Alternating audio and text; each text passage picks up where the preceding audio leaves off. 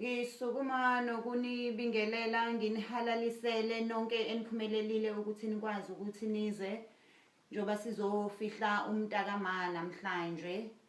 Ngithi nizisizile nakwazi ukuthi niphumelele namhlanje ngoba kule ndawo yakithi akuvamisile ukuthi sibe nemingcwabo ewuhlobo oluphambili kakhulu. Besihlale sibabona ke abantu omakhelwane behanjelwa abantu bencwaba, sisho sithi mhla kwashonwa la ekhaya siyobatshengisa ukuthi umncwabo into enjani. Kusho ukuthi ke umntakama mina ngezwa kwifone ukuthi akasekho.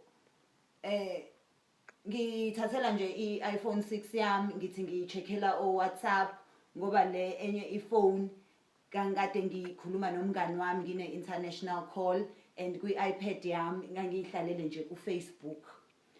Hayi ke mangithi ngiyayithatha i-iPhone 6 hawu umntakama akasekho. Into yokuqala nje yangifikela ngathi oh my god engabe sizokwenza njani nge-Range Rover yakhe. Kwasho ukuthi ke uNkulunkulu wangibusisa ngendoda enhle, indoda enomqondo futhi indoda engithandayo.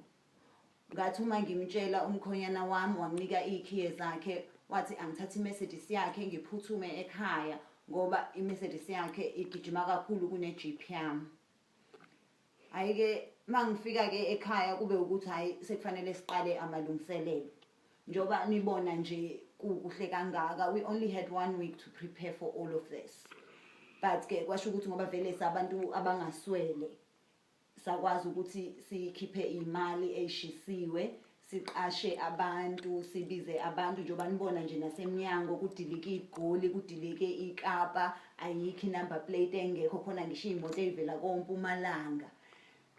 Basihambelile abantu. Nomakhelwane bazongifakazela ke kuyaqala endaweni yangakithi ukuthi kube nomuntu ozongcwatshwa ngebhokisi lensimbi. Kuyaqala ukuthi kube nomncwabo osohlobeni oluphezulu kangaka.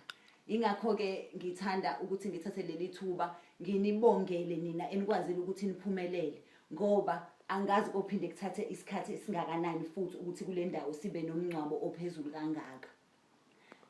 Bese ngicela ke bazalwane ningibeke emkhulekweni, ningibongele kuJehova, ningibongele ngendoda angipha yona ngoba umkhonyana wami uhlukile kwamanye amadoda.